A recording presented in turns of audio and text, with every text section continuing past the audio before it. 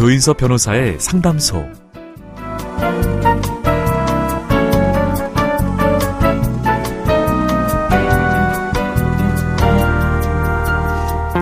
개나리는 겨울도 가을도 아닌 무려 2계절이나 앞선 여름부터 꽃눈을 준비한다고 합니다.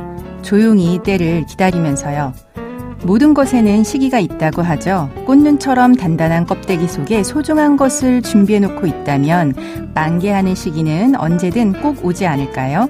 조인섭 변호사의 상담소, 지금 바로 문을 열겠습니다.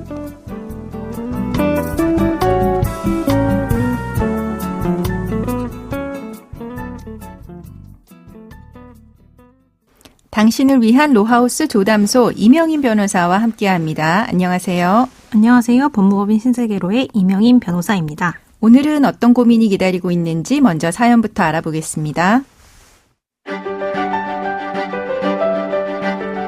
저희 가족은 보통의 평범한 가정이었습니다. 풍족하진 않았지만 명랑하고 선한 성격의 두 딸을 바라보며 행복이란 이런 것이구나 하고 생각했던 날도 있었습니다. 큰딸은 대학을 졸업하고 한 가수와 결혼했습니다. 가수라고는 하지만 무명이었고 경제적으로도 좋지 않은 상황이었습니다. 딱 하나, 장점이 친절하고 서글서글한 성격이었습니다. 처음에는 아들, 딸을 낳고 잘 사는 듯이 보였습니다. 어느 날 딸이 반찬을 가지러 갔는데 엄마랑 같이 있다가 대성통곡을 했다라고 합니다. 아내에게 들어보니 사위가 바람을 피운 것 같다라고 했습니다. 공교롭게도 아내와 큰딸 모두 2년 사이에 암으로 죽었습니다. 가족력일 수도 있지만 제 생각에는 사위의 여성 편력이 아내와 딸을 죽였다라고 생각을 합니다.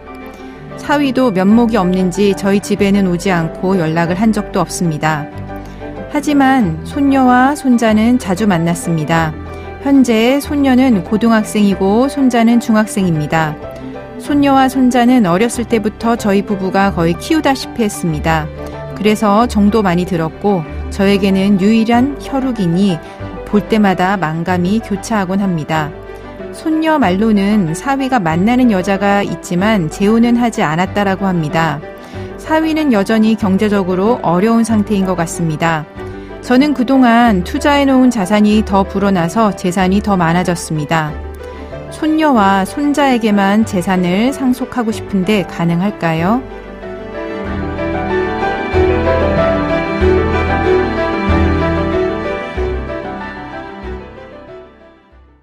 네, 상속 문제가 나왔습니다. 우선 일반적인 상속 순위는 어떻게 되나요?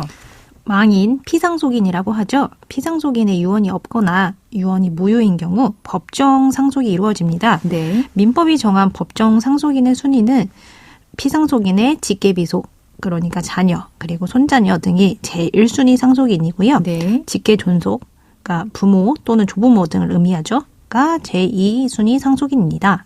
배우자의 경우 1순위인 직계비속과 2순위인 직계존속과 동순위로 봅니다.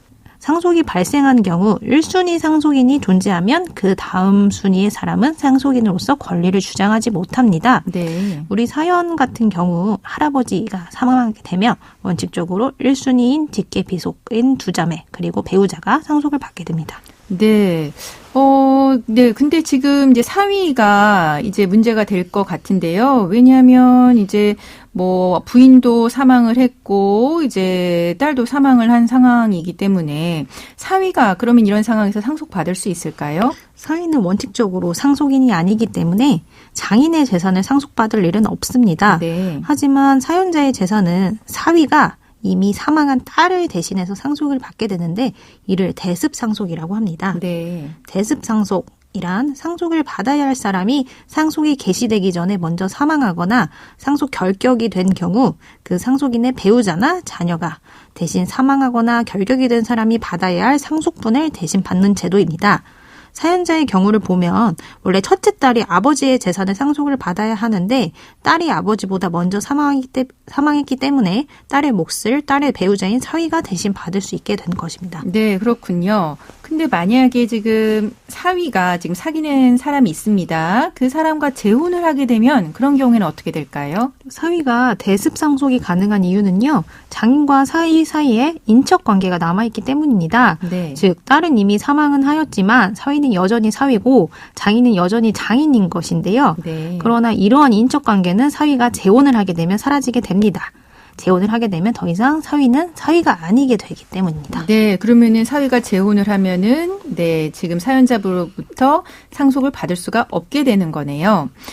지금 사연자분은 손자녀에게 다 주고 싶다라고 하는 입장을 밝히셨는데 그럼 이런 상황에서 손자녀에게 모든 재산을 상속하기 위해서는 어떻게 해야 할까요? 먼저 사위가 아니라 손자녀들에게만 상속하겠다라는 유언장을 작성할 수 있습니다. 그러나 사위는 유류분 권리가 있기 때문에 추후 유류분 반환 청구 소송을 제기할 가능성이 여전히 남아있는 상황입니다. 네. 그리고 유언 대용 신탁으로 해결하는 방법이 있는데요. 유언 대용 신탁이란 금융사와의 신탁 계약으로 유언을 대신해서 이용하는 신탁입니다.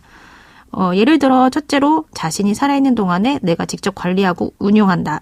두 번째로 내가 사망하면 안전자손으로 운용하도록 신탁계약을 한다. 세 번째, 신탁기간은 손자녀가 만 25살이 되는 날까지 등 다양한 조건들을 포함해서 신탁계약서를 작성하면 어느 정도 걱정거리를 해소하실 수 있을 것 같습니다. 네, 그러면은 유언장을 작성하거나 유언 대용 신탁 등의 방법으로 손자녀에게 이제 상속을 하게끔 할 수는 있지만 유류분 반환 청구 등은 또 사위가 권리를 행사할 수는 있을 것 같습니다. 그럼 지금까지 상담 내용을 정리해 보자면 일반적인 상속 순위는 직계 비속인 자녀 또는 손자녀가 1순위이고 직계 존속인 부모와 조부모는 2순위라고 알려주셨고요.